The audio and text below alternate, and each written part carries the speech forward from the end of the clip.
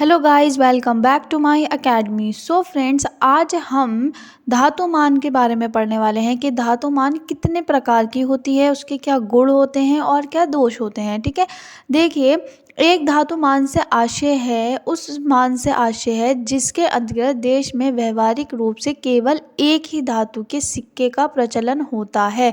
ठीक है, एक धातुमान का मतलब क्या होता है कि जब किसी भी देश में व्यवहारिक रूप से, यानी कि जो करंटली चल रही है, जिसे लोग व्यवहारिक रूप से अपना रहे हैं, ठीक है, वो जो धातु चलती है और जो एक ही होती है, ठीक है, एक ही धातु के सिक्कों का प्रचलन होता है। ठीक है, अब वो धातु जो है वो स्वर्ण यानी कि सोने की भी हो सकती है, रजत यानी कि चांदी की भी हो सकती है, या फिर कोई अन्य धातु भी हो सकती है। ठीक है, तो किसी देश में व्यवहारिक रूप से चलने वाली केवल एक ही धातु, ठीक है, उसे ही हम क्या कहते हैं, एक धातुमान कहते हैं। ठीक है, जहाँ पर केवल किसी भी देश में जो हमारी करेंसी चल रही है वो केवल एक ही धातु की बनी हो और एक ही धातु हो। ठीक है, चाहे वो सोने की हो, चाहे वो चांदी की हो, या कोई अन्य सिक्के की भी, अब सॉरी, कोई अन्य धातु की भी हो सकती है। तो एक ही धातु का प्रचलन में चलना ही एक धातुमान कहलाया जाता है। ठीक है, देखिए, अब एक धातुमान के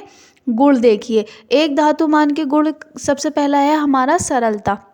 देखिए, जो एक धातुमान होती है, जाहिर सी बात है, अगर मान लीजिए फॉर एग्जांपल सोने के सिक्के चल रहे हैं तो इसमें बहुत ज़्यादा सरलता रहती है, लोगों को कन्फ्यूजन नहीं होता, सब लोग इस चीज़ को अपना लेते हैं। सोने के सिक्के हैं, आसानी से लोग ले लेते हैं, आसानी से लोग ख़रीद लेते हैं, आसानी से इस सरलता से इस विनिमय हो जाता है। ठीक है, हमें कन्फ्यूजन नहीं रहता कि हमें कोई और दूसरी धातु भी लेनी है या फिर ये चलेगी नहीं चलेगी। एक ही धातु जब चलती है तो उसका सबसे पहला गुण होता है सरलता। ठीक है, दूसरी चीज़ ये होती है, वो स्वयं संचालक होती है। ठीक है, कि वो खुद के चलने की संचालक होती है। ठीक है, कोई दूसरी धातु उसे हटा नहीं सकती। ठीक है, क्योंकि एक ही धातुमान में क्या होता है कि वही धातु चलती रहती है चलती रहती है, तो वो जो है वो स्वयं संचालक होती है। ठीक है, उसमें जो है सरकार के ज़्यादा हस्तक्षेप नहीं होते। तीसरा चीज़ है हमारा विश्वसनीयता। विश्वसनीयता क्या होती है कि जब हमारी एक ही धातु चलती है तो लोग उसी पर विश्वास करते हैं। ठीक है, अगर मान लीजिए 3-4 धातु एक साथ चलेंगी या 3-4 करेंसी एक साथ जो है व्यवहारिक रूप से हमारे देश की करेंसी में चलेंगी, तो क्या होगा, लोग विश्वास नहीं कर पाएंगे कि कौन सी जो करेंसी है वो असली है या कौन सी करेंसी से हम विनिमय करें। ठीक है, तो जो एक धातुमान होता है उसका ये गुण होता है कि वो विश्वसनीयता होती है। ठीक है, फोर्थ पॉइंट है हमारा विदेश व्यापार में सुविधा।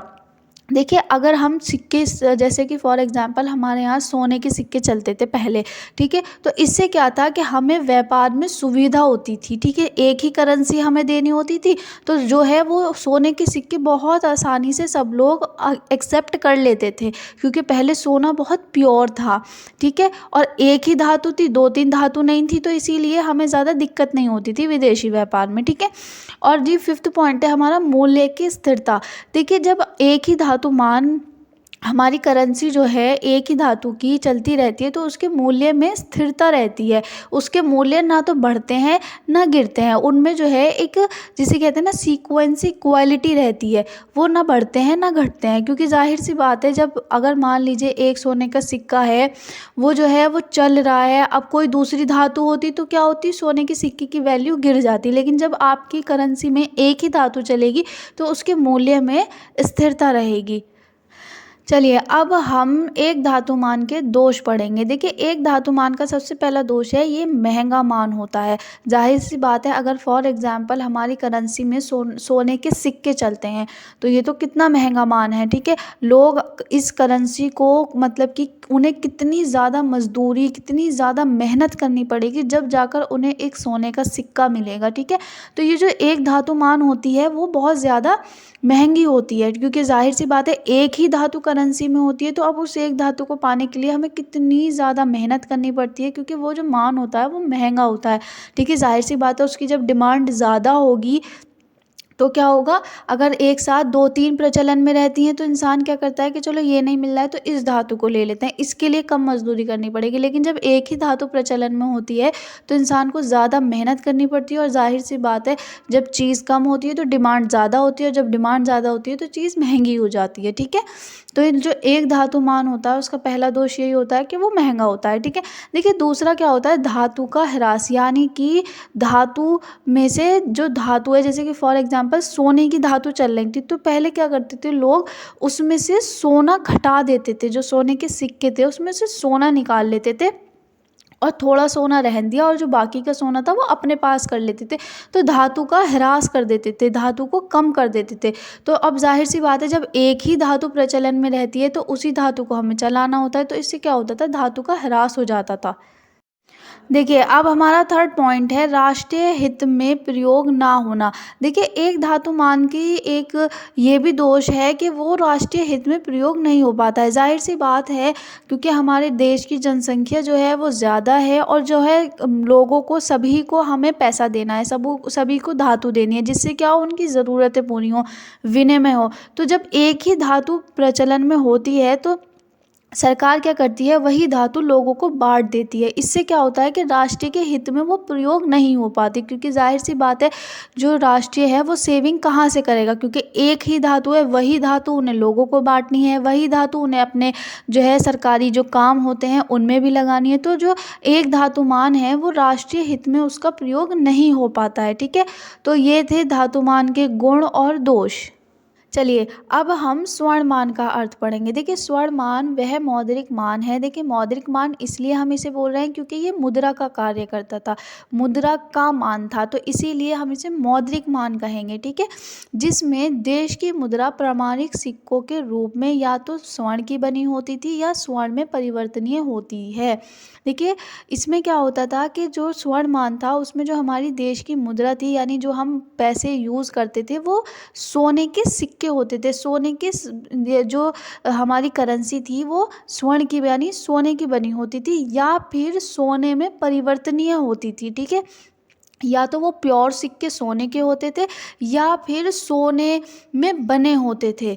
ठीक है ना, तो इसमें जो सोना है वो मूल्यमान का कार्य करता था। जाहिर सी बात है करेंसी में कोई ऐसा मूल्यमान होता है जिसकी वजह से हम उस करेंसी को बेचते हैं, उस करेंसी से चीज़ें खरीदते हैं और उस करेंसी को एक्सेप्ट करते हैं। ठीक है, तो स्वर्णमान वह मौद्रिक मान होता है जिसमें जो मुद्रा है वो सोने के सिक्कों की बनी होती है या फिर सोने में परिवर्तनीय होती है। ठीक है, चलिए अब हम स्वर्णमान के गुण पढ़ेंगे कि इसके क्या क्या गुण होते हैं या फिर विशेषताएं भी आप इन्हें कह सकते हैं। देखिए सबसे पहला होता है हमारा जनता का विश्वास।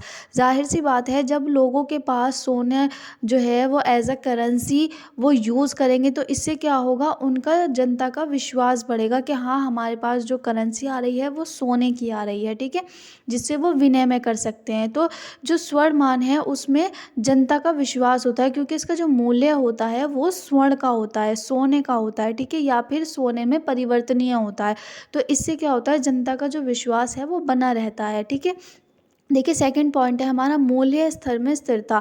देखिए स्वर्ण मान जो है उसके जो मूल्य है उनमें स्थिरता रहती है, उसमें ज़्यादा परिवर्तन नहीं होता क्योंकि देखिए जो सोने की मात्रा होती है उसमें बहुत ही कम परिवर्तन किया जा सकता है। तो इसीलिए जब उसमें कोई परिवर्तन नहीं होगा तो उसकी जो क्रय शक्ति होगी, वो मतलब कि किसी भी चीज़ को खरीदने की जो शक्ति होती है वो उस मूल्य की क्रय शक्ति होती है। तो जो स्वर्ण मान की क्रय शक्ति होगी वो उसमें भी कोई विशेष परिवर्तन नहीं होगा। तो इसीलिए मूल्य जो स्तर है उनमें स्थिरता रहती है। ठीक है, देखिए थर्ड पॉइंट है ये स्वयं संचालिकता होती है। इसका मतलब यह है कि सबसे पहले जो स्वर्णमान है उसके अंदर सरकार का कोई भी हस्तक्षेप नहीं होता है। ठीक है, सरकार बिल्कुल भी दखल अंदाजी नहीं करती क्योंकि वही करेंसी जो है वो सब लोग चला रहे होते हैं, तो इसलिए सरकार का इसमें कोई भी दखल अंदाज नहीं होता। ये खुद की संचालिकता होती है, स्वयं संचालिकता होती है।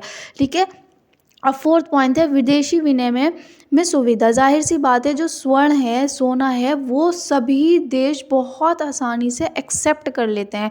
तो इसीलिए हमें जो भी हम विदेश से व्यापार करते हैं तो उस विनिमय में हमें बहुत सुविधा होती है क्योंकि जो सोना होता है वो सबसे महंगा मान होता है। तो इसीलिए कोई भी देश इसे बहुत आसानी से एक्सेप्ट कर लेता है, बहुत आसानी से हमारा विनिमय हो जाता है। तो जो विदेशी विनिमय है उसमें सुविधा होती है, ठीक है। फिफ्थ पॉइंट है प्रमाणिक मूल्य। देखिए ये जो स्वर्ण मान है ये प्रमाणिक मूल्य है, यानी कि ऑथेंटिक मूल्य है, यानी कि ट्रूथफुल। लोग जो है इस पे बहुत ज़्यादा यकीन करते हैं, ठीक है, कि सोना है तो लोगों के लिए ये बहुत ज़्यादा कीमती है, और जो है लोग जो है इस पे बहुत ज़्यादा विश्वास करते हैं। तो जो ये स्वर्ण मान है ये एक प्रमाणिक मूल्य है, ठीक है। देखिए अब जाहिर सी बात है, किसी भी चीज़ के अंदर जब गुण होते हैं तो उसके अंदर दोष भी होते हैं, ठीक है। तो स्वर्ण मान के जो दोष हैं अब हम वो पढ़ेंगे। देखिए सबसे पहला हमारा यही है, महंगा मान है, क्योंकि सोना जो है वो बहुत ज़्यादा महंगा है, ठीक है। ये वही क्वालिटीज़ हैं जो मैंने आपको एक धातु मान में बताई थी। सबके जो दोष और क्वालिटीज़ हैं, और जो मतलब सब चीज़ सब सेम ही है ऑलमोस्ट, ठीक है। तो देखिए सब स्वर्ण मान जो है वो जाहिर सी बात है महंगा मान है। सोना अगर आपको महंगा मान चाहिए, मुद्रा चाहिए, तो उसके लिए आपको ज़्यादा काम करना पड़ेगा, उसके बदले में आपको स्वर्ण मिलेगा। तो ये जो स्वर्ण मान है ये महंगा मान है। दूसरा, स्वर्ण का अपव्यय। स्वर्ण का अपव्यय मतलब कि जब लोगों के पास ज़्यादा सोना आ जाएगा, लोगों के पास सोने की करेंसी आ जाती है, तो लोग क्या करते हैं उसमें से सोना घटा देते हैं, स्वर्ण का अपव्यय कर देते हैं, ठीक है। सोने को उस करेंसी में से सोने को निकाल देते हैं, और फिर उसमें थोड़ा सोना बचाकर उससे विनिमय कर लेते हैं, तो स्वर्ण का अपव्यय हो जाता है, ठीक है।